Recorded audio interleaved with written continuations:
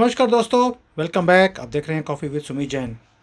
दोस्तों, 26/11 का दिन, और हम वो रात, वो दिन, वो नहीं भूल सकते जो कुछ भारत में एक नंगा नाच किया गया पाकिस्तान की तरफ से। लेकिन आज हम 26/11 की बात नहीं करेंगे, क्योंकि ये ऐसा ज़ख्म है जो हमारे दिलों के ऊपर है, हमारी आत्मा के ऊपर है, इस भारत धरती के ऊपर है। और ये कहानी जो मैं सुनाने वाला हूँ आपको, ये कहानी है हेमत करकरे की। एक आदमी जिसने सारा कुछ सीधा कर दिया, हिंदुओं को बचा लिया। मैं आपको सारा केस बताऊंगा, पूरी इन्वेस्टिगेशन हमारी टीम ने करी, और उसके बाद आपके साथ में ये शेयर करने वाला हूँ। बहुत लोगों को मालूम है कि 26/11 किसने कराया। ये कराया पाकिस्तान ने, हमें मालूम है। लेकिन 26/11 का केस पूरी तरह से कांग्रेस द्वारा पाकिस्तान की प्लानिंग से प्लान किया गया, और उसके बाद इसे अंजाम तक पहुंचाया। दिग्विजय, बसोनिया, ये दोनों लोग जो थे, उनके साथ साथ सभी बड़े बड़े जो कांग्रेसी नेता थे, इन सबको इसकी जानकारी थी। और ये केवल हिंदू आतंकवाद को साबित करने के लिए इन्होंने ये प्लानिंग बनाई थी। आपको मालूम है कि इससे पहले हिंदू आतंकवाद का कोई नारा नहीं था, कोई बात नहीं थी, ना ही कभी 1000 साल में, 5000 साल की हमारी संस्कृति है, कभी भी हिंदू आतंकवाद में शामिल हुआ।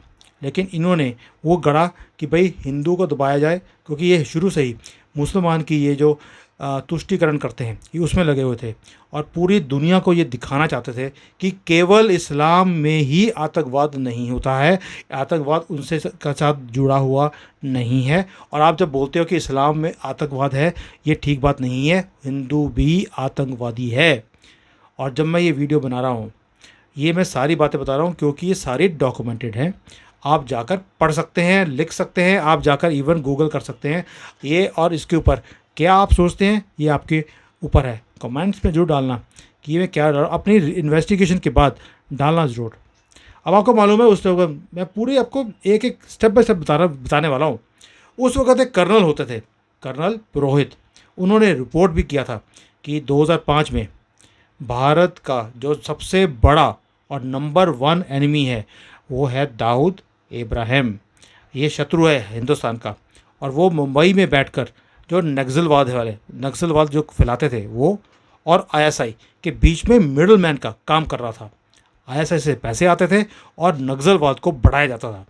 इस पर कभी भी जांच नहीं कराई गई कांग्रेस की तरफ से कि कैसे दाऊद इब्राहिम भारत की धरती पर रहा, क्या करने आया था। जो कर्नल साहब ने रिपोर्ट दी है, उसे कभी भी शेयर नहीं किया गया, इन्वेस्टिगेशन नहीं होने दी। ये किसके पास जाके रहता था इब्राहिम भारत के अंदर, इसकी जांच कभी नहीं कराई गई। कौन कौन राजनीति के आदमी इसके संपर्क में थे, ये भी सारा कुछ है रिपोर्ट के अंदर, बट कांग्रेस ने दबा दिया। असल में क्या हुआ था कि जो पुलिस है, उसको पूरी जानकारी थी कि इब्राहिम कहाँ रहता है, लेकिन जो पुलिस है उसे दाऊद की प्रोटेक्शन के लिए तैनात कर दिया गया था। आप सोचिए कि भारत में ये सब कौन होने दे रहा था। क्या किसी पॉलिटिकल प्रोटेक्शन के बिना इतना बड़ा आतंकी, हमारा नंबर 1 दुश्मन भारत में रहता हो और हमें पता भी ना हो? ऐसा पॉसिबल है? आंसर आपको पता है तो डालना ज़रूर कमेंट्स के अंदर। अब आगे चलते हैं, अभी तो कहानी शुरू हुई है दोस्तों। 2005 में क्या हुआ, जो कर्नल पुरोहित है, उन्होंने जानकारी दी कि दाऊद इब्राहिम मुंबई के अंदर है, गवर्नमेंट को दे दी। और वो नक्सल्स और आईएसआई के बीच एक सौदा करवा रहा था। 2005 में गवर्नमेंट जो अजीत डोभाल है, वो चले गए मुंबई, और मुंबई में पुलिस ने अजीत डोभाल को ही पकड़ लिया, क्योंकि अजीत डोभाल जी के पास दाऊद को पकड़ने का पूरा प्लान तैयार था। पुलिस को पता था, उन्होंने दाऊद को तो पकड़ा नहीं, उसे प्रोटेक्शन दे दी और हमारे अजीत डोभाल को पकड़ के अंदर कर दिया। 26/11 को जो होने वाला था, वह कर्नल पुरोहित को पता था कि क्या होने वाला है, लेकिन उनको भी कुछ दिन पहले ही चोरों की तरह भोपाल हवाई अड्डे पर पकड़ लिया गया। और अगर आपको जो मैं बता रहा हूँ आपको इसकी शंका हो तो जाकर आप जो जो मैं बता रहा हूँ आप गूगल कीजिए, आपको सब कुछ मिल जाएगा।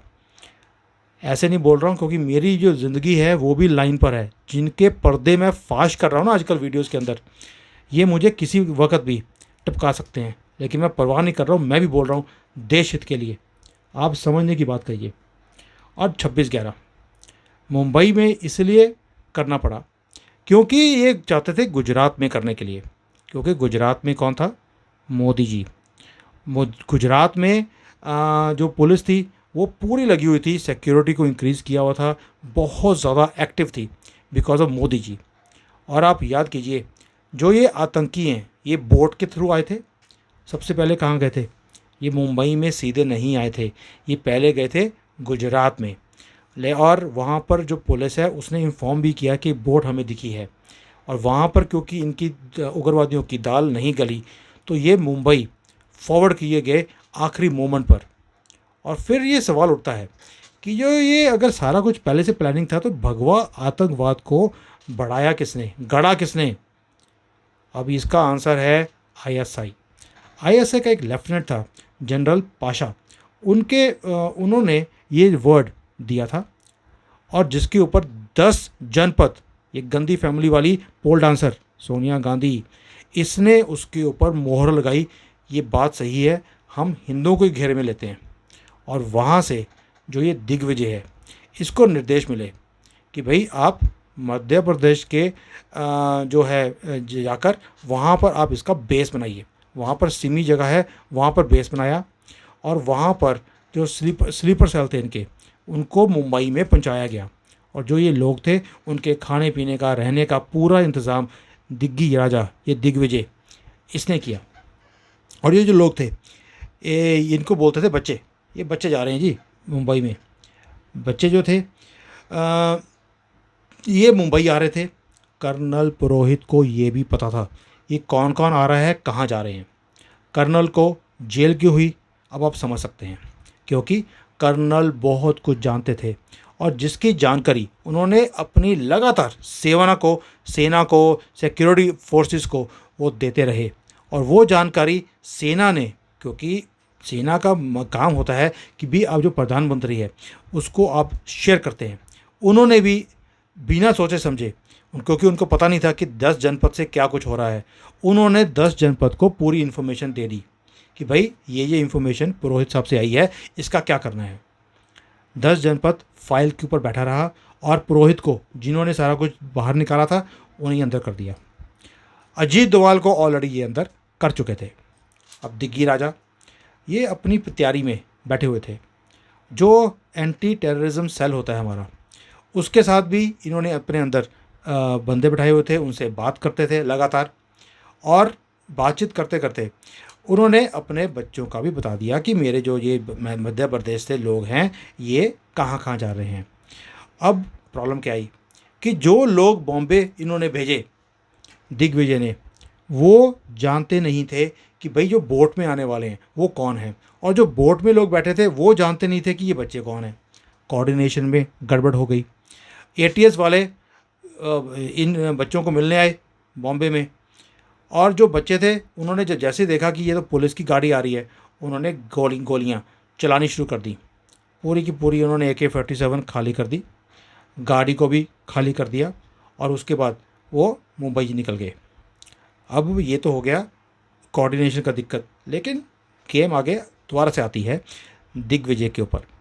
दिग्विजय पहले ही जो भगवा आतंकवाद है इसकी कहानी को किताबों की प्रूफ रीडिंग करवा चुके थे।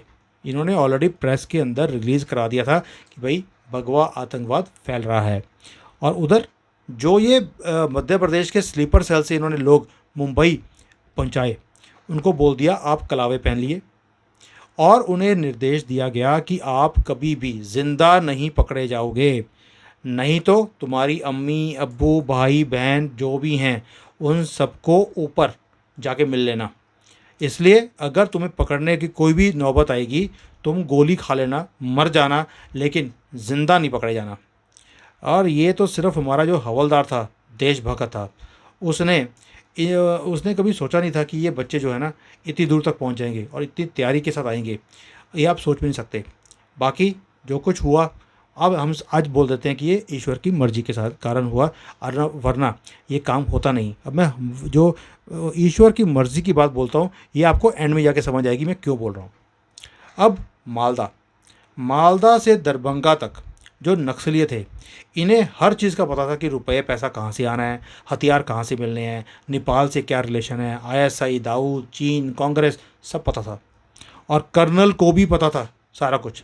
किंतु मेरा क्वेश्चन बार बार एक ही है कि वो कौन था जो 10 जनपद को ये सब कुछ बता रहा था। क्या वो दिग्विजय था? क्या एटीएस के लोग थे?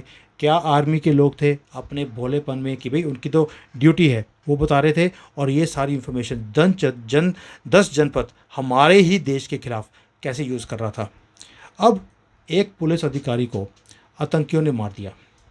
पुलिस अधिकारी को मरने के बाद आपको मालूम ही है मेडल दिए जाते हैं, मेडल दे के उनको भूल दिया जाता है। और बाद में जो दिग्विजय है वो भी चुप नहीं रहे, उन्होंने भी बता दिया कि एक दिन पहले ही दोनों की बात हुई थी। क्यों बताया? क्योंकि अगर वो नहीं बताते और कहीं गलती से जांच जांच जो एजेंसियां हैं उनको फ़ोन कॉल के डिटेल्स मिल जाते, नाम आ जाता, तो ये पकड़े जाते। इसलिए ये जो चौबे जी हैं ये बनने चले थे चौबे जी, छबे जी, हैं दिग्विजय जी, और डूबे बनकर वापस आ गए। बस अधिकारी जो है ना ये निपट गए, उन्होंने अपनी जान गंवा दी, मेडल भी मिल गया उनको मरने के बाद, वो भी मजबूरी में दिया, इनका मन नहीं था क्योंकि उसका नाम हिंदू का था। मुसलमान होता तो उसे तो अभी तक उसके पूरी परिवार को शायद ये असिस्टेंट भी बना लेते अपना। अब जो ये कर्नल हैं इनके साथ क्या हुआ आप देखिए, उनके अंगूठे से लेके घुटने तक 27 तो फ्रैक्चर मिले। और अगर ये जीवित होते तो 200 से ज़्यादा इनके शरीर के ऊपर हड्डियाँ टूटी होती। और तोड़ा क्यों गया? सिर्फ इसलिए कि वो देश को बचाना चाहते थे और कांग्रेस चाहती नहीं थी। और आपने सुना होगा कि सबसे पहले जो शरद पवार है ना, इन्होंने हिंदू आतंकवाद का ये जो धारणा बनाई इन्होंने भारत में, उन्होंने निकाली थी। और ये किसने बताया? जो डीपी त्रिपाठी हैं, गूगल कर लेना आपको मिल जाएगा कि ये जो सारा कुछ है ये शरद पवार का किया कराया था। और जो ये लोग स्लीपर सेल से आए थे जिनको कलावे पहनाए गए थे, उन्हें ज़िंदा ना पकड़े जाने की भी जो बार बार जो मैसेज दिया गया था, जो कुछ हुआ था, वो सारी बातचीत हमने कई बार सीडीज़ के ऊपर सुनी है। वो सारी रिकॉर्डिंग भी गवर्नमेंट के पास थी। लेकिन उस वक़्त एक हवलदार था तुक्काराम, वो कहाँ था? चौपाटी के करीब था।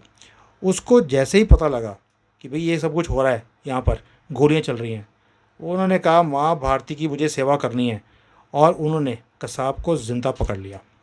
खुद तुकाराम शहीद हो गए देश की सेवा करने के लिए, लेकिन संघ जो है उसको बचा गए, आरएसएस को बचा गए, हिंदुओं को बचा गए। आप सोच के देखिए, उन्होंने अपनी जान हमारे लिए दी है। जो आरएसएस है जो आज बचा हुआ है उसको अमृत दान ये तुकाराम ये दे गए। बस यही जो है गलती 10 जनपद ने सोची नहीं थी कि कसाब ज़िंदा पकड़ा जाएगा। अगर कसाब ज़िंदा नहीं पकड़ा जाता, हिंदू आतंकवाद का जो नारा कांग्रेस चाहती थी, ये सोनिया गंदगी पोल डांसर ये चाहती थी कि ये हो जाए, वो नहीं हो पाया। और ये जो आदमी है जिसने कसाब को पकड़ा, ये उसकी देशभक्ति दिखाती है। और आप देखिए, ये हमारी किस्मत अच्छी है कि जो भारतीय नायक हैं ये अपनी देशभक्ति दिखा जाते हैं। नहीं तो आज का दिन क्या होता? मोदी जी के सामने विपक्ष शून्य नहीं होता जिस तरह आज हुआ है। और उसके स्थान पे कौन होता? उसके स्थान पे होता राहुल गंदगी। और ये गंदगी बाबा युवराज ये बैठे होते हमारे सर के ऊपर, सल्तनत इनकी बरकरार रहती, और ये हमारी ज़िंदगियों के साथ नंगे नाच कर रहे होते। अभी भी कोई कसर इन्होंने छोड़ी नहीं है गंदगी की फैमिली ने। सो दोस्तों, ये कुछ था, और इसीलिए इन्होंने जो कर्नल पुरोहित थे उन्हें टिपका दिया, उन्हें भी मार दिया इन्होंने। ये है इनकी हिस्ट्री, ये है 26/11। आप बहुत बोलते हो कि यार पाकिस्तान ने जो हमारे साथ किया बड़ा गलत किया, हमने जवाब क्यों नहीं दिया। अब आपको ये भी समझ आ रहा है कि पाकिस्तान को जवाब गांधी फैमिली ने, कांग्रेस ने, ये गंदगी वाली फैमिली ने क्यों नहीं दिया, क्योंकि ये इन्हीं का प्लान था जिसको इल्ज़ाम दिया आईएसआई ने इनके साथ मिलकर, सिर्फ इसलिए कि हिंदुओं की रेपुटेशन, हिंदुओं का नाम ख़त्म करना है। ये तो सनातन को ख़त्म करने की बातें करते हैं और इसलिए हमारा भी भगवान हमारे साथ खड़ा रहा। कसाब को ज़िंदा पकड़ा गया, बाकी सब मारे गए थे, एक वही था जो पकड़ा गया। और जो ये शहीद हुआ हमारा आदमी, जिसके बारे में कहीं लिखा भी जाता नहीं है, कोई इसके बारे में बात भी करता नहीं, ये भी पता नहीं है कि भी उसको अवार्ड तो दे दिया आपने, उसकी फैमिली का क्या हुआ। ये हेमंत करकरे, इसका क्या हुआ, इसकी फैमिली को क्या हुआ। बॉम्बे का है, आपके जितने भी सुनने वाले हैं जो जो बॉम्बे से हैं, आप इसको गूगल करके इसका एड्रेस मिल जाएगा। आप कृपा करके उनके घर में जाइए, उनसे बात कीजिए, उनकी क्या हालत है बताइए, और हम सब मिलकर उनकी हेल्प करते हैं। अगर उनकी सिचुएशन बहुत अच्छी है, we will thank them from our heart. अगर नहीं है, हम सब मिलकर उनकी फैमिली को सपोर्ट करें और गवर्नमेंट तक बात पहुंचाएं कि इतना बड़ा देशभक्त, और आप इतनी जल्दी भूल भी गए। कांग्रेस ने तो कभी याद करना ही नहीं था। हम हिंदुओं का, हम सनातनियों का ये फ़र्ज़ है कि ऐसे देशभक्तों को हम कभी भी भूलें नहीं। जय हिंद दोस्तों, ये मैंने आपकी आंखें खोलने के लिए, आपको रियलिटी दिखाने के लिए, अगेन अपनी ज़िंदगी को रिस्क में डालकर मैं ये वीडियो बनाई है पूरी इन्वेस्टिगेशन के बाद। लाइक करें और इसको शेयर ज़रूर करना सारे सनातनियों के साथ। ये मैं पहली बार बोल रहा हूँ, मैं कभी बोलता नहीं आपको, लेकिन शायद देशभक्ति के लिए मैं ये बोल रहा हूँ आपके लिए, ये शायद हमारा फ़र्ज़ भी है। जय Hind, Vande Mataram. Hi there.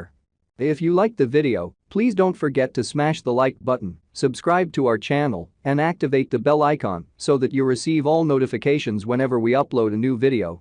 Thanks for watching.